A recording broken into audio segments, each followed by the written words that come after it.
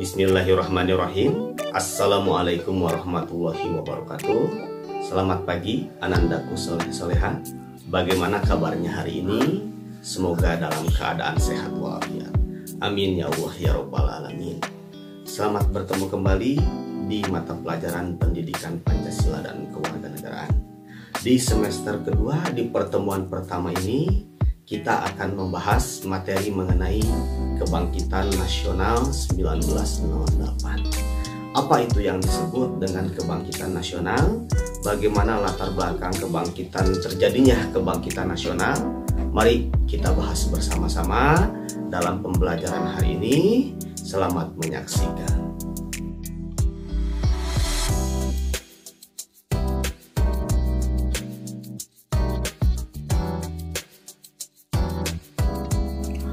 Bab 4. Kebangkitan Nasional dalam Perjuangan Kemerdekaan. Materi pembelajaran Kebangkitan Nasional 1908 dalam Perjuangan Kemerdekaan.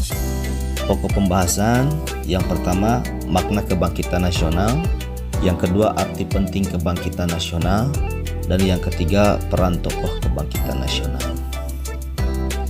Pada bagian pertama ini kita akan membahas mengenai makna kebangkitan nasional dalam perjuangan bangsa Indonesia. Kebangkitan nasional.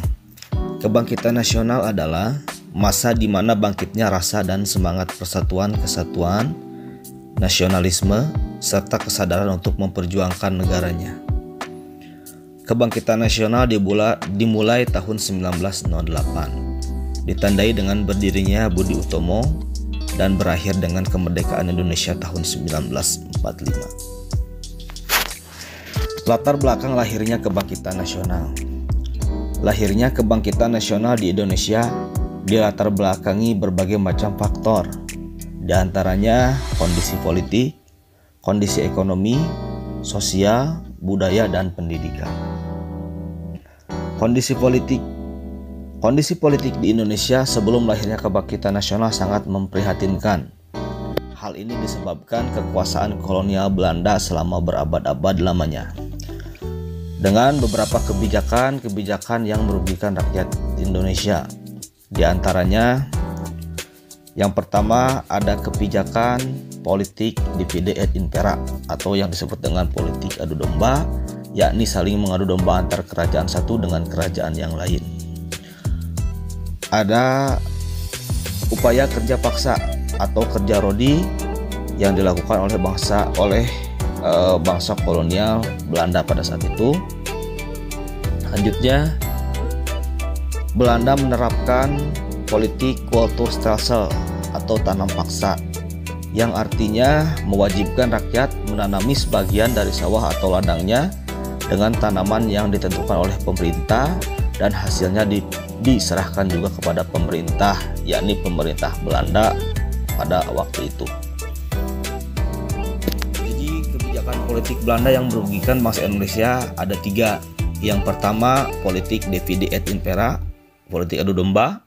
Yang kedua, kerja paksa atau kerja rodi dengan tanpa diupah. Dan yang ketiga ada kulturstelsel atau tanam paksa. Hal itu mengakibatkan rakyat diperas bukan hanya tenaga, melainkan juga kekayaan rakyat semakin jatuh miskin dan menderita karena penindasan. Selanjutnya, dari kondisi ekonomi. Kondisi ekonomi rakyat Indonesia selama penjajahan sangat memprihatinkan. Kemiskinan, kelaparan, dan kesengsaraan merajalela di setiap pelosok tanah air. Eksploitasi besar-besaran terhadap kekayaan dan tenaga manusia oleh kolonial Belanda menjadi penyebab utama kondisi ini. Kondisi sosial budaya. Mengenai kondisi sosial budaya, tentunya pada saat itu ada perlakuan yang tidak adil atau diskriminasi. Jadi pemerintahan Belanda menerapkan diskriminasi berdasarkan ras, golongan, dan suku bangsa, mengakibatkan bangsa Indonesia pada waktu itu dibagi menjadi status atau kelas golongan. Di antaranya ada 3 kelas sosial pada waktu itu yang diterapkan oleh pemerintah kolonial Belanda. Yang pertama, terdiri dari kelas bangsa kulit putih atau bangsa Eropa yang ada di Indonesia.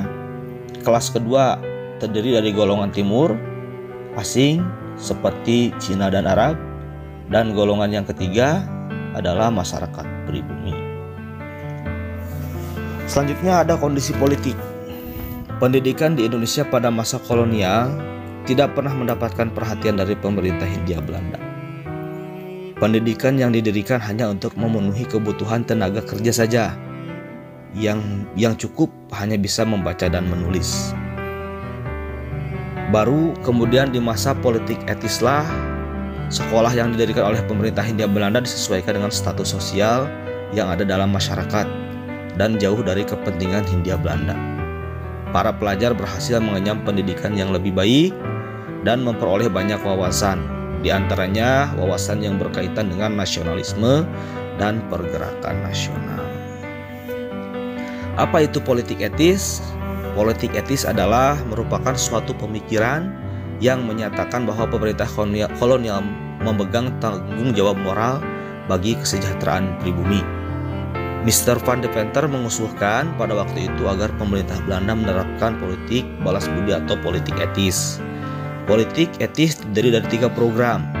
Yang pertama ada program edukasi, irigasi, dan transmigrasi.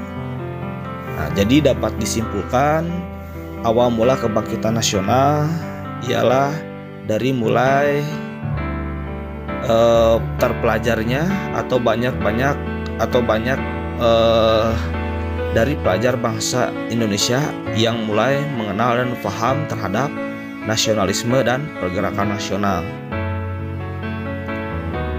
Paham nasionalisme dan pergerakan nasional kemudian coba diterapkan di bangsa Indonesia dengan cara pandang masyarakat terhadap bangsa sebagai suatu kesatuan yang utuh. Hal ini dapat mengubah cara pandang masyarakat sebelumnya yang bersifat kedaerahan menjadi bersifat nasionalis dan menumbuh kembangkan semangat persatuan dan kesatuan. Kemudian para pelajar mewujudkan upaya tersebut ke dalam bentuk pergerakan nasional yang ditandai oleh berdirinya berbagai organisasi kepemudaan. Salah satunya Budi Utomo yang merupakan perintis kebangkitan nasional di Indonesia yang didirikan pada 20 Mei 1908. Jadi awal mula kebangkitan nasional ditandai dengan berdirinya organisasi kepemudaan Budi Utomo. Nah, jadi itu hal-hal yang melatar belakangi terjadinya kebangkitan bangsa Indonesia. Jadi ada 3 faktor, diantaranya ada faktor politik, faktor ekonomi, faktor sosial budaya, dan pendidikan. Sehingga muncullah inisiatif dari para pelajar atau daripada intelektual untuk bangkit dari penjajah dengan didirikannya suatu organisasi yang dinamakan Budi Utomo. Nah, untuk pembahasan selanjutnya mengenai organisasi Budi Utomo dan organisasi kepemudaan lainnya akan dibahas pada pertemuan minggu depan. Baik, Anandaku sore-sorehan, bagaimana mengerti mengenai materinya? Apabila ada yang belum dimengerti, silahkan langsung ditanyakan, bisa dijawab langsung ke nomor Ustaz. Tugasnya kalian kerjakan di buku kalian masing-masing. Selamat mengerjakan. Wassalamualaikum warahmatullahi wabarakatuh.